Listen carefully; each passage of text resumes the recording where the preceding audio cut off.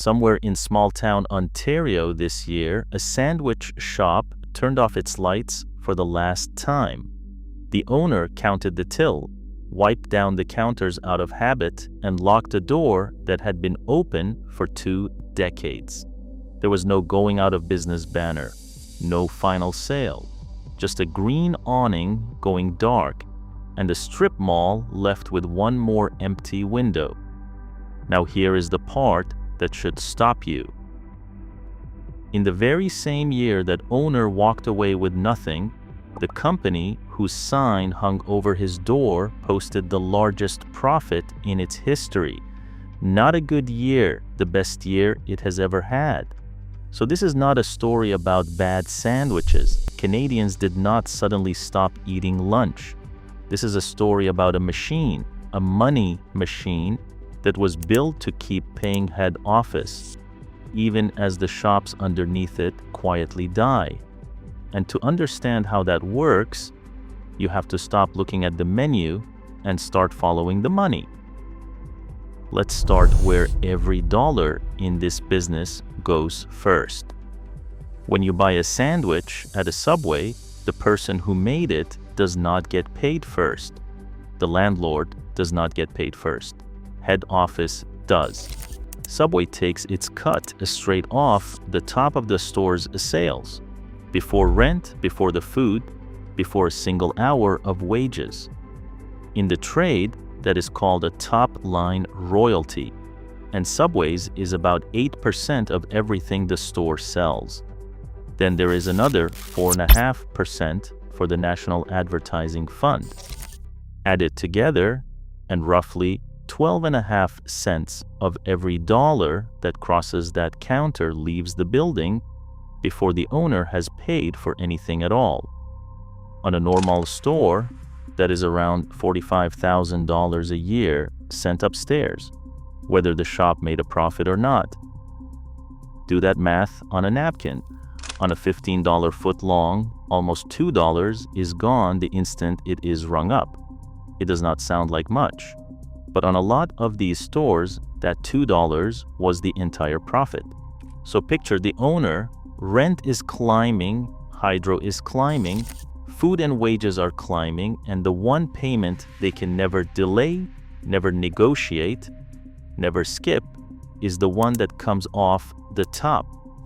When the numbers get tight, the owner is the only person in the whole chain with nowhere left to push the pain. That is the engine. Now let's see why anyone would build it. Rewind to 1965. A 17-year-old named Fred DeLuca borrowed $1,000 from a family friend, Peter Buck, and opened a little sandwich counter in Connecticut. But the thing that turned that counter into a global giant was never the sandwich. It was the contract. DeLuca worked out that the fastest way to grow was not to run more shops himself. It was to sell other people the right to run them and to take a slice of everything they sold. From that moment on, the real product Subway sold was the franchise agreement. And it came with a genius trick. It was cheap to open. A burger chain needs a big lot, fryers, ventilation, hundreds of thousands of dollars in equipment. A Subway needs a fridge, a counter, and a bread oven. That is nearly the whole list. So owners could tuck one into almost any empty box that came with a lease, a gas station, a mall food court, a hospital lobby, the odd corner of a parking lot. And it sold a feeling more than a flavor, the healthy choice, the responsible lunch, back when almost nothing else in fast food even claimed to be good for you. That promise is what carried it into every corner of this country. Even today, there are still more than 3,000 Subways in Canada, around 3,010 of them, and more than a third sit in a single province, roughly 1,130 in Ontario alone. For a whole generation in towns too small for much else, the green awning was simply always there. Here is where the machine starts to eat the very people who feed it. For years, Subway trained Canadians to expect a giant sandwich for almost nothing. The $5 footlong was a marketing miracle and a slow-motion trap.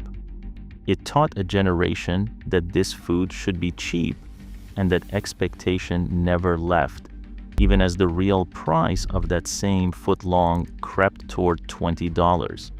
To keep customers walking in, head office leaned harder on coupons and buy one get one deals. But the discount comes out of the store's sales.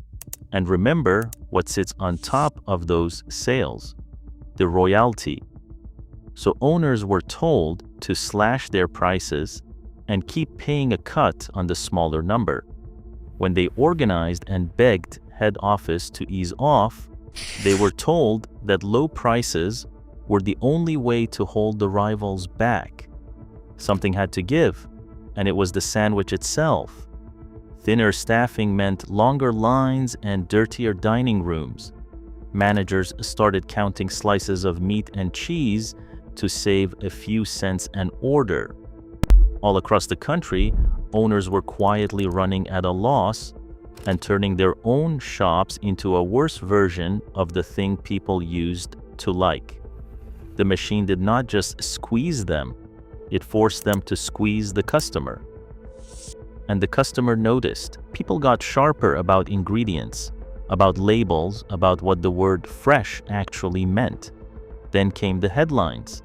In 2020, Ireland's highest court ruled that Subway's bread was so sugary it could not legally be called bread, closer, in the eyes of the law, to cake. Here in Canada, a CBC investigation sent the chicken to a university forensic lab, the kind used to identify animal remains, and found that the oven-roasted chicken was barely half chicken by DNA, with much of the rest made up of soy. And the entire health story had been built on one smiling spokesman until he was arrested for horrific crimes against children, and that story vanished overnight. While that trust drained away, sharper competitors walked straight in. Jersey Mike's, through a Canadian partner, is planting 300 new stores across the country, starting in Ontario, aiming right at Subway's heartland, and selling the one thing Subway gave up: meat sliced fresh in front of you. Years earlier, A&W had already proven that the other road works, betting on better beef with no added hormones and watching its sales climb. But here is the crucial part, and it is easy to get wrong. Those scandals are why customers stopped walking in. They are not why the stores are closing. A healthy business survives a bad news cycle and moves on. What made these ones fatal was the machine underneath, owners already worn down to nothing, with no cushion left to survive even a small drop in traffic. Strip a store of its margin and its trust at the same time, and it takes almost nothing to tip it over. So the stores go dark. And now we come back to that impossible fact from the very beginning, because while they die, head office has never made more. Company profit did not just hold up as stores closed, it took off. Net income climbed from about $15 million in 1 year to nearly $400 million the next, and then toward almost $700 million after that, even as the money coming in from franchisees actually fell. Read that twice. Fewer stores, weaker owners, far bigger profit. That combination is the whole secret, and it has a name: financialization. The brand stopped trying to grow healthy shops and started squeezing more out of fewer, weaker ones. There is a reason it works this way now. In April of 2024, a private equity firm called Roark Capital bought Subway and took it private in a deal worth about $9.5 billion. One of the biggest restaurant deals in American history. Stop seeing a sandwich shop for a moment and start seeing what Roark saw: a reliable stream of royalty payments that arrive before any store's bills ever do. A buyout like that runs on borrowed money, and the debt gets loaded onto Subway itself, billions of dollars of it. To pay it down, you do not need any single store to thrive. You just need that 12.5% to keep flowing. Every store that closes still leaves the ones nearby paying the exact same cut, and the fix now being sold to struggling owners is mostly a fresh coat of paint, mandatory remodels, new digital screens, shiny automatic slicers, none of which lowers the royalty, and none of which rebuilds the trust that all those headlines burned down. Want to know where this goes for Canada? Just look south, because the American numbers run about a year ahead of ours.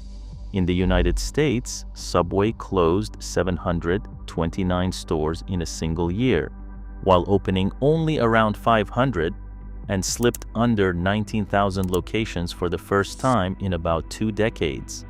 That is the warning light flashing right in front of us. And this is not one tired brand stumbling alone. The whole sandwich aisle has quietly moved into the hands of Wall Street. Subway belongs to Roark, and Jersey Mike's, the rival now marching into Ontario, was itself bought by the giant Blackstone for around $8 billion. So the fight over your lunch is not really about bread anymore. It is a proxy war between two of the largest asset managers on earth, each betting it can wring a cleaner stream of loonies out of Canada than the other. The trouble is, our geography makes the landing harder. Our stores sit thin across a huge country, with that dense Ontario cluster right where the squeeze will bite deepest, and far fewer big downtowns to soften a wave of closures. So every dark window on a Canadian main street is more than a lost sandwich shop. It is a broken lease, a laid-off teenager, and a royalty still flowing up to a firm most of those customers could not even name. The green awning did not lose a fair fight over lunch. It was quietly turned into a machine for moving money up and risk down. And on that map, Canada is standing next in line. So let me ask you, is any Subway still worth $20 to you? Or do you only stop in out of pure habit, because it is the one warm light left at the highway gas station? And tell me the Canadian sandwich shop you actually miss: a Mr. Sub, a Quiznos, a bread they discontinued that you would bring back tomorrow. Drop it in the comments, and the pettier, the better. If you want more Canadian business stories told exactly like this one, subscribe and stick around, because there is another icon we all thought was too big to fail, and its story is next.